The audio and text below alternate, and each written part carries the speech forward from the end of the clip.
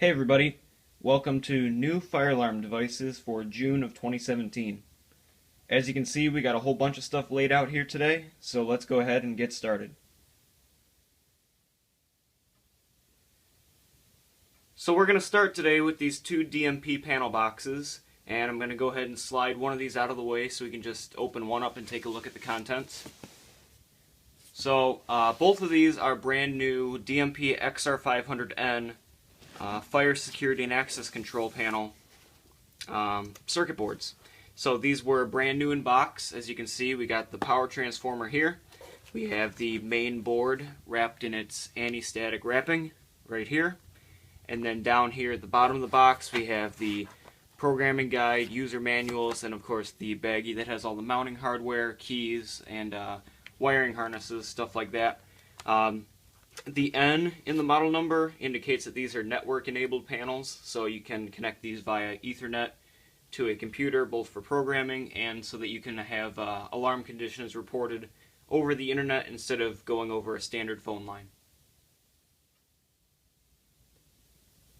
Up next we have two more DMP boxes, and if I pop one of these open,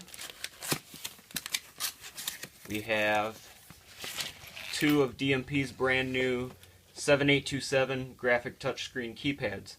So unlike the panels, these are in used condition, but they were only used very briefly, and so they're in great condition. So have their boxes along with them. These basically operate just like a regular keypad, except they obviously have the touchscreen display here, which gives you a couple more options with like DMP's Z-Wave and ways to control that. As you can see on the back, all these extra conductors, it has 4 built-in zones that you can configure as any programming option you want on the panel. And then, of course, you have your 4 standard data connections, so you can connect this onto any DMP system just like you could with a standard 4-wire keypad.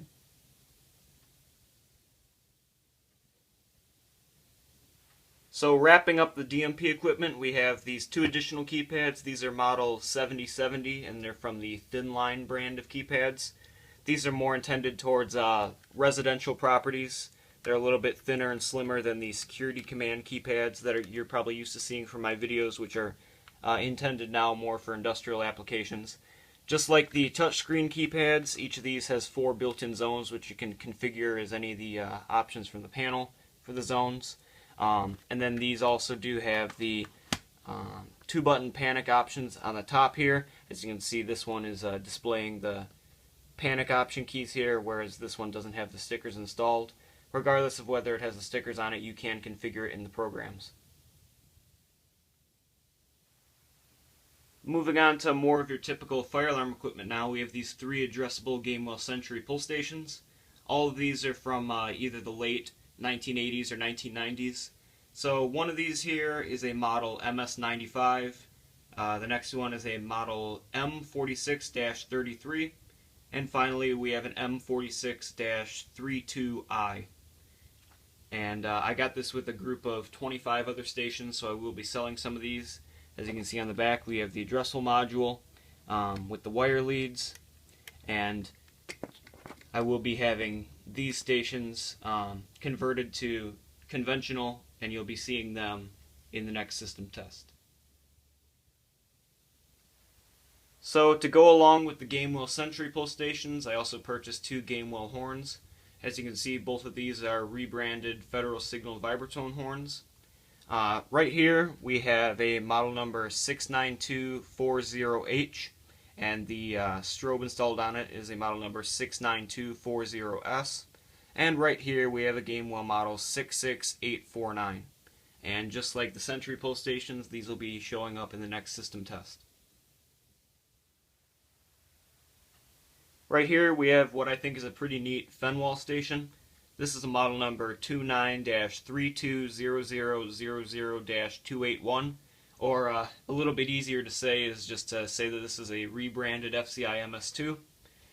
Just like the Sentry pull stations, I received this in a larger group of stations, so I will have some of these available for sale on eBay.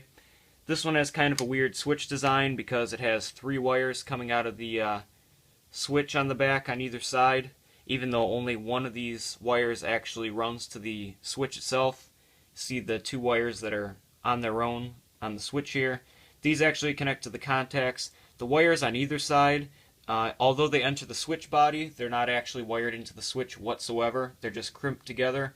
So they're just there so you can tie them into the first set of wires, I guess, and use that to get your 4 wires on the back of this, which I think is a really strange design, but if you look at the wiring diagram for these, that's apparently how they want you to put it together. So strange design, but I guess that's how it works. And these did come out of a building, and I saw the wire nut connections, and that's how they were wired up in the building they were removed from, so I guess that's the right way to do it. So here's the big one. This is a Simplex 4274-2 coded pull station, and as you can see, it's got this huge module mounted on the back with what appears to be a Simplex 4208 style code wheel. And so this is essentially an electrically driven coded pull station. It operates exactly the same as the older wind-up models, with the exception that it's just a standard non-coded pull station with the switch for this part, and then it has this, like I mentioned, big coding module attached to the back. It's got a whole array of terminals back here, which I guess could lead you to believe that this pull station does more than it really does, and I know a couple people on the fire panel forums were discussing that, but it's just a regular coded pull station. The only difference is that you have to insert a key here in order to reset the circuitry to allow the motor to restart when it's time to do the next 4 rounds of code, and you also have to insert the Allen wrench here in order to reset the front of the station. It will not reset itself. Other than that, you can wire it up on the same circuit as coded pull stations of the older design, as long as you have a 120 volt feed going to the code wheel motor. So I think this is pretty cool. So these guys I just got this morning when I was recording the video. I got these from a YouTube user, MSJ191961. He was nice enough to sell me the group of 5 of these. So these are Wheelock PS15A telephone strobes. If you've seen my videos, I have some of these that are similar. I think they're model number PS111A. The ones that I've had so far require a separate 120 volt connection to operate. These ones you just plug right into the phone line and it's ready to go.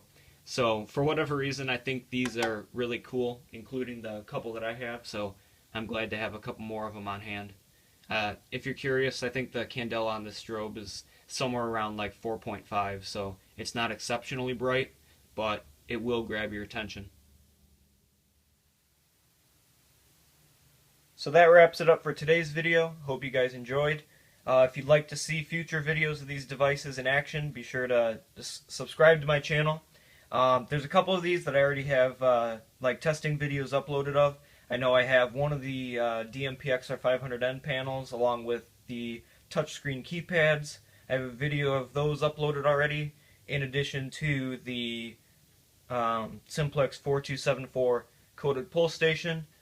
Those are already up, so you can go check those out now. Like I mentioned, those Gamewell devices are going to be showing up in the next system test, and then I should be getting videos out on some of the other devices that I showed in this video, whether it be in a future system test or just an individual testing video, pretty soon. So thank you guys for watching, and have a great day.